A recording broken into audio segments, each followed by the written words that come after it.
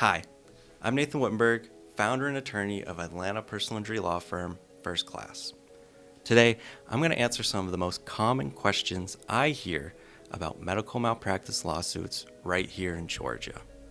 So the first question I get a lot is, how much does a medical malpractice lawyer cost?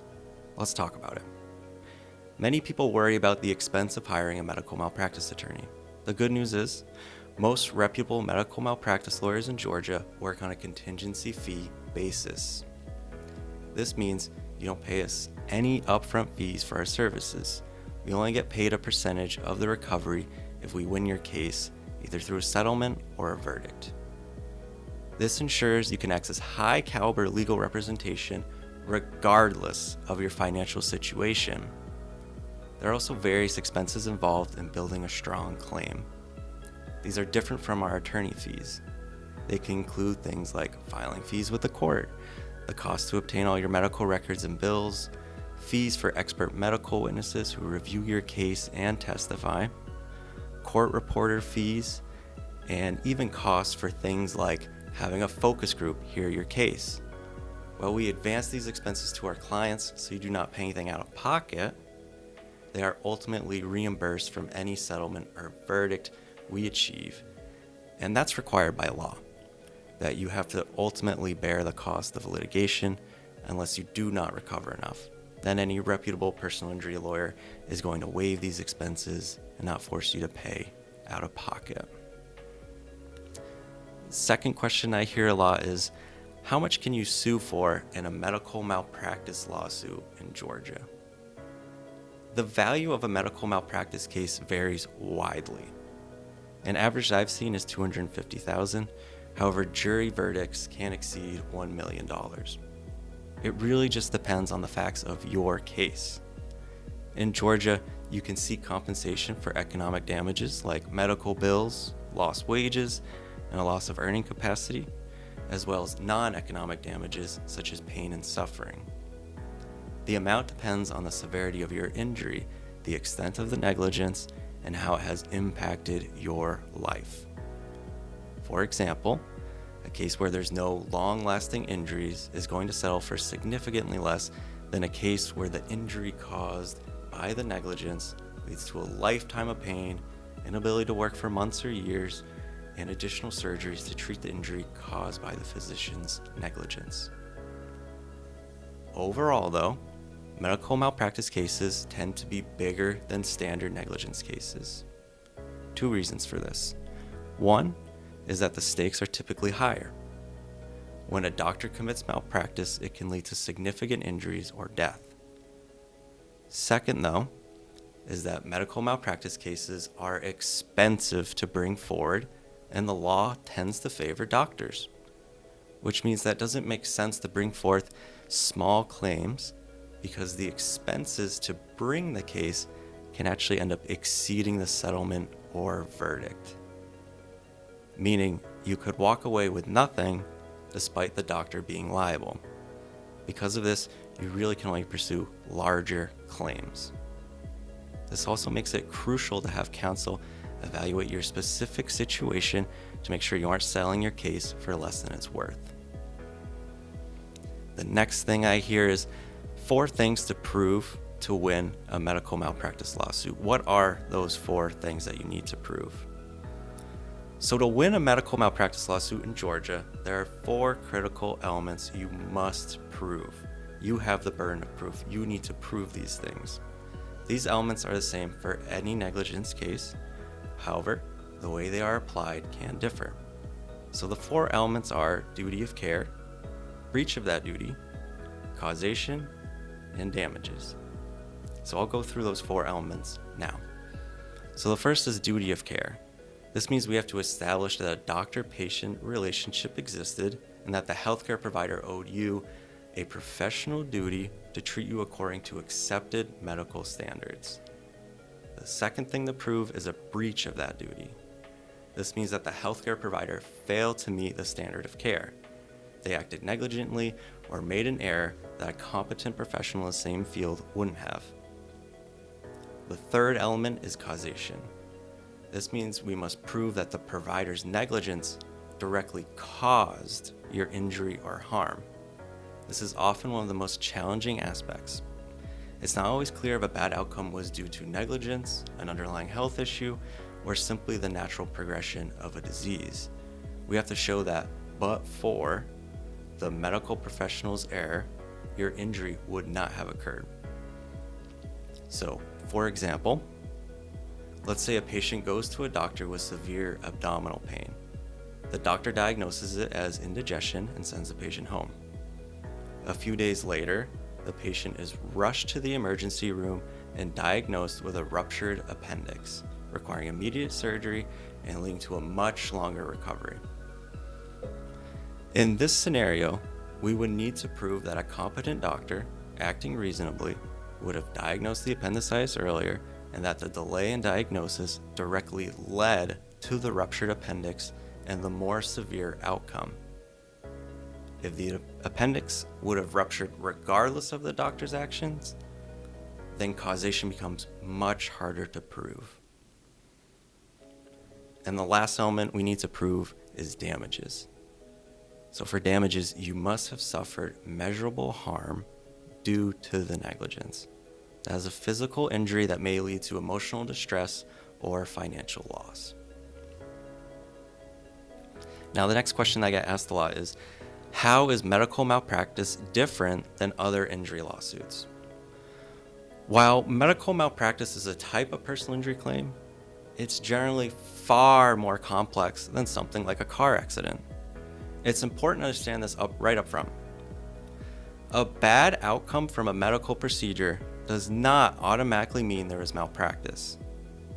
Healthcare is inherently complex, and sometimes, even with the best care, patients don't get the results they hoped for, or their condition unfortunately worsens due to the nature of the illness itself or known risks that can occur even with proper procedures.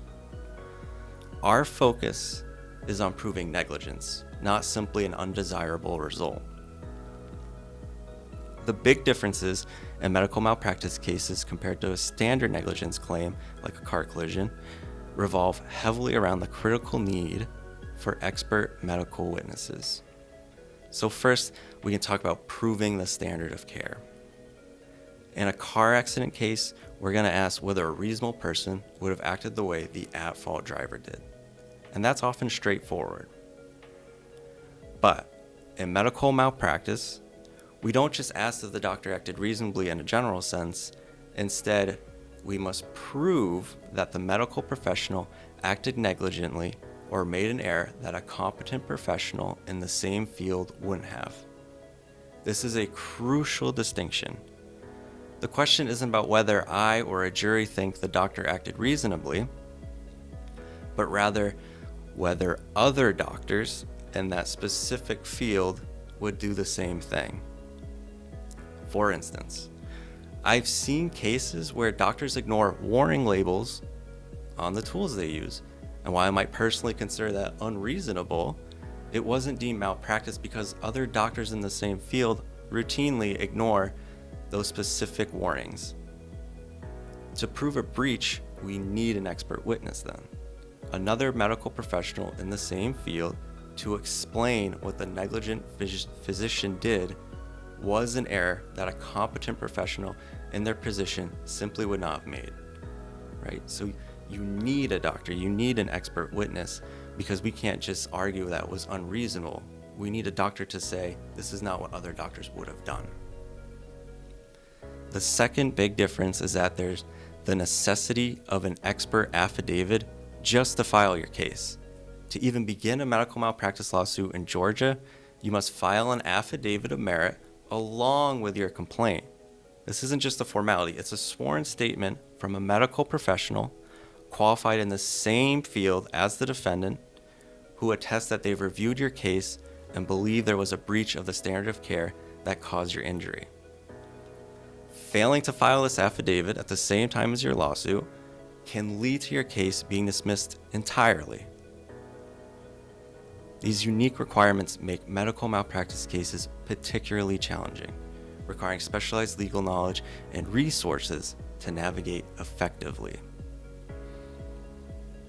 The next question I get is, how long does a medical malpractice case take?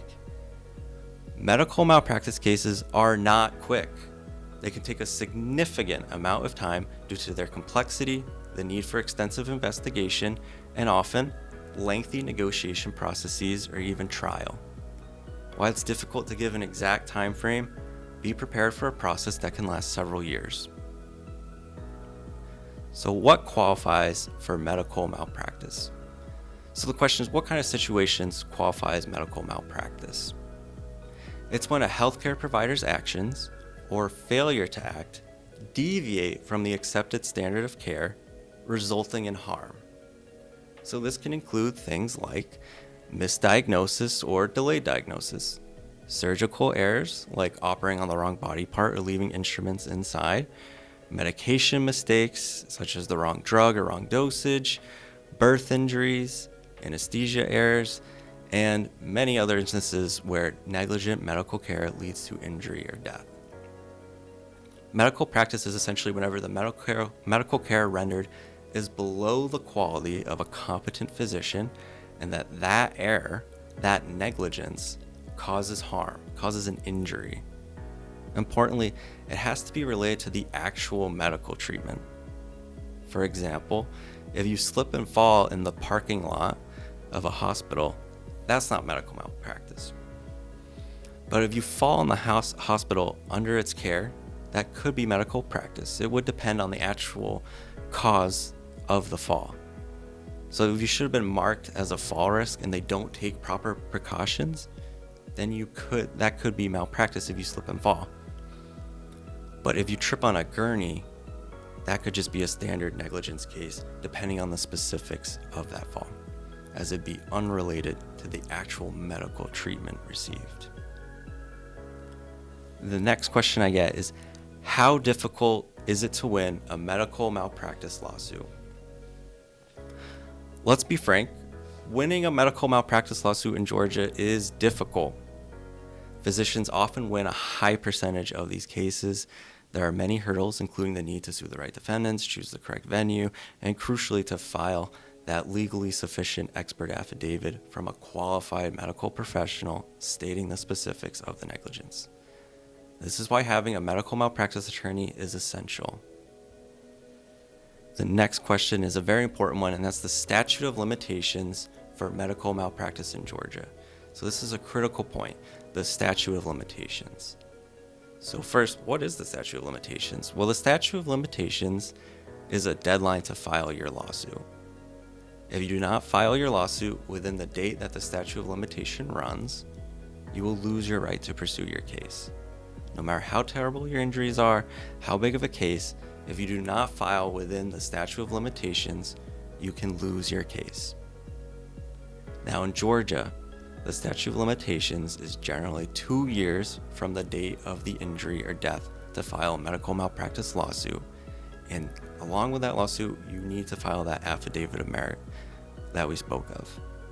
So in cases involving foreign objects, though, that are left in the body, that's a different time frame. So that in those cases, you have 1 year from the date of the discovery of the object to file your lawsuit.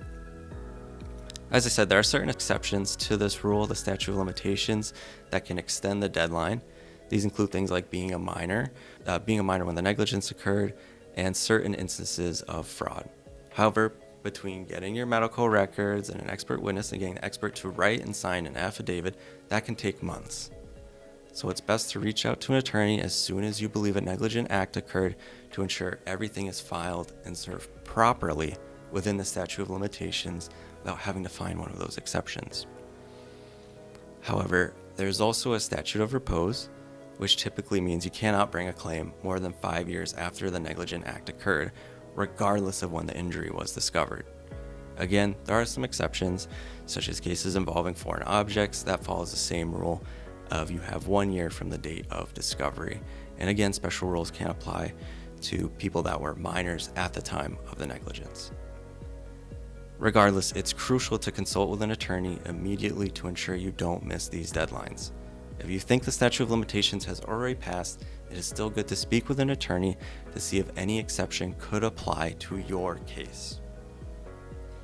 Now, lastly, if you believe you or a loved one has suffered due to medical malpractice here in Georgia, I truly understand how overwhelming and frustrating this can be. These cases are incredibly complex, from proving exactly what went wrong to navigating those strict legal deadlines we've talked about. It's a heavy burden, to say the least. Here at First Class, we have the knowledge and the resources. We're ready to stand with you and fight for the justice you deserve. If you need help, you can reach out to us for a conversation or use our legal chatbot on our website to get the help you need. Thank you so much for watching.